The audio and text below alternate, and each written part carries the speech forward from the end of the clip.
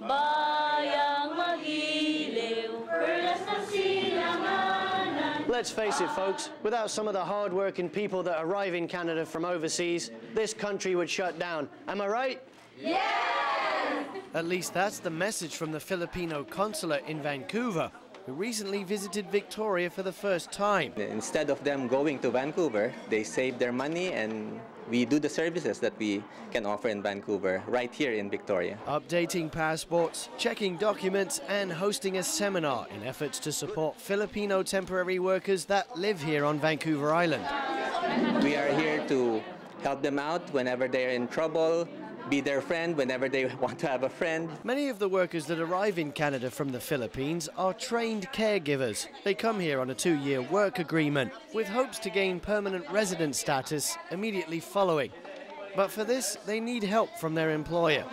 And most employers do lend a hand. The Filipinos who are here as caregivers, I can say are the best caregivers, bar none, in the world. I am so proud of them, what they do for Canadian society.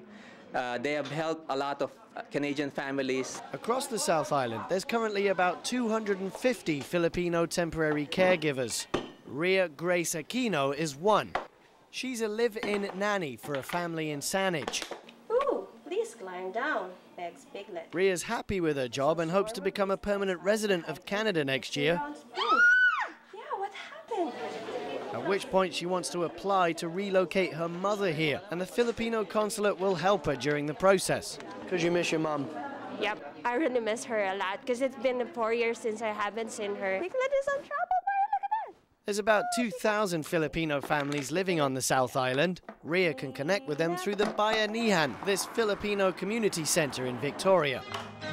Often at the Bayanihan you'll find music, dancing, and community gatherings. And perhaps one of the most charming qualities that I've discovered about the Filipino people is there's always good food on the table. Come on, James, come and try our noodles that I prepared for all of you. It's good that they have a bayanihan, so I go here once in a while and meet some friends. She can also turn to the Victoria Filipino Canadian Caregivers Association, which since 1987 has been looking after the interests of caregivers. The Filipinos overseas who are especially living in Canada have a great impact.